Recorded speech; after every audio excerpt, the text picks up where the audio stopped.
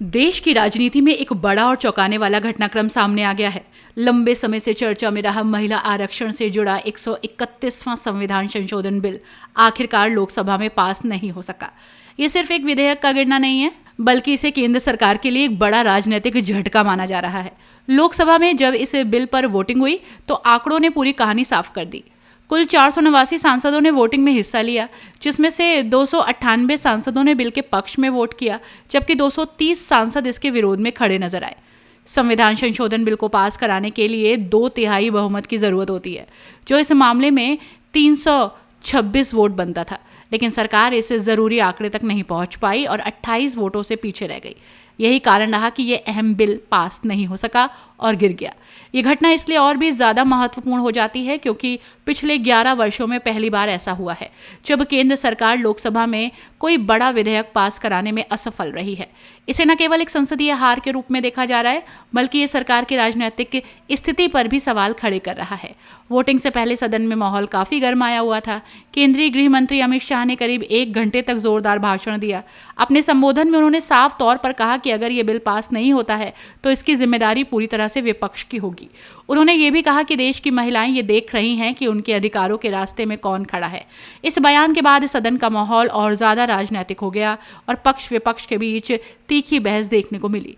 इस बिल को लेकर लोकसभा में कुल 21 घंटे तक लंबी चर्चा चली। ये अपने आप में दिखाता है कि ये मुद्दा कितना संवेदनशील और महत्वपूर्ण है। इस दौरान कुल 130 सांसदों ने अपने विचार रखे, जिनमें 56 महिला सांसद भी शामिल थी। महिला सांसदों की इतनी बड़ी भागीदारी ये दर्शाती है कि ये मुद्दा केवल राजनीतिक नहीं, सामाजिक रूप से भी बेहद अहम है। हालांकि इतनी लंबी चर्चा और बहस के बावजूद किसी एक निष्कर्ष पर नहीं पहुंचा जा सका। ये साफ संकेत हैं कि महिला आरक्षण जैसे मुद्दों पर अभी भी राजनीतिक दलों के बीच गहरे मतभेद मौजूद हैं।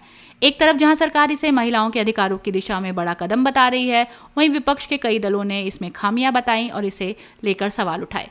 वोटिंग के बाद संसद परिसर में एक और दृश्य देखने को मिला जब भारतीय जनता पार्टी की महिला सांसदों ने विपक्ष के खिलाफ प्रदर्शन किया। उनका कहना था कि विपक्ष ने महिला आरक्षण के रास्ते में बाधा खड़ी की है और देश की महिलाओं के अधिकारों को नुकसान पहुंचाया है। इस विरोध प्रदर्शन ने इस मुद्दे को और ज्यादा राजनीतिक रंग दे दिया। अब इस पूरे घटनाक्रम के बाद कई सवाल खड़े हो रहे हैं। सबसे बड़ा सवाल यही है कि क्या सरकार इस बिल को दोबारा पेश करेगी? अगर हाँ, तो क्या इसमें कोई बदलाव किया जाएगा ताकि ज्यादा से ज्यादा समर्थन हासिल हो सके? दूसरी तरफ विपक्ष भी इस मुद्दे को राजनीतिक रूप से भुनाने की कोशिश कर सकता है और इसे सरकार की असफलता के रूप में पेश कर सकता है।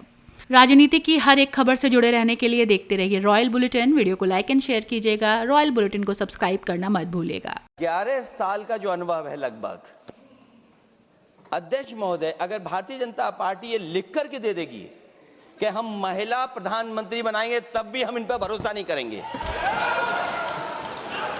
मुझे सुनो, बता दो इनको। अगर इस बिल का विरोध करने का कारण 50% लिखित में चाहिए तो 1 घंटा सदन बंद कर दिए। मैं ऑफिशियल अमेंडमेंट लेकर आता हूं मान्यवर, मगर बिल पारित करने का वो वादा करती है।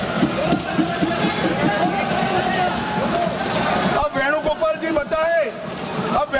जी बताए क्या बिल पारित करेंगे? नहीं थी, ये देश के लोकतंत्र की बात थी, ये देश की अखंडता की बात थी। हम कभी इससे सहमत नहीं हो सकते कि आप इस महिला आरक्षण को इस तरह से परसीमन से जोड़े कि वो पुरानी जनगणना पर चले जिसमें ओबीसी शामिल भी नहीं है। तो ये मुमकिन ही नहीं था कि ये बिल पारित हो और मेरे ख्याल से हमारे देश के लोकतंत्र के लिए, हमारे देश की अखंडता के लिए ये एक बहुत बड़ी जीत है। मैम, कांग्रेस की क्या रणनीति है? सरकार बार-बार ये कह रही है कि महिला विरोधी चेहरा कांग्रेस का। मैम, महिला विरोधी माइंडसेट की बात कह रहे हैं, जो गृह मंत्री ने भी बोला। महिला विरोधी माइंडसेट की वो कह रहे हैं जिन्होंने हाथरस में कुछ नहीं किया, जिन्होंने उन्नाव में कुछ नहीं किया, जिन्होंने मणिपुर की महिलाओं के लिए कुछ नहीं किया, जिन्होंने खिलाड़ियों के लिए कुछ नहीं कहा। ये कह रहे हैं कि हमारा विरोधी माइंडसेट है महिलाओं का। देखिए ना, क्या बोले इसके लिए?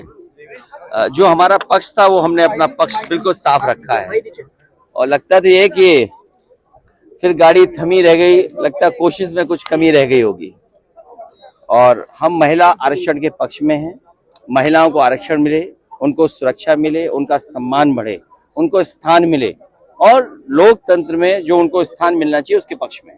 सर कहा जा रहा है कि महिला की एक तरीके से किरण रिजिजू ने खुद अभी लास्ट में बोला कि महिला विरोध एक तरीके से बात है, क्या समाजवादी पार्टी या विपक्ष ने कोई भी महिला आरक्षण को लेकर के विरोध नहीं किया, लेकिन उसके साथ जो महिलाओं का हक अधिकार को हरण करना चाहते थे, वो लक्ष्मण रेखा ऐसी खींची विपक्ष ने, उस लक्ष्मण रेखा के बाहर नहीं आ पाए।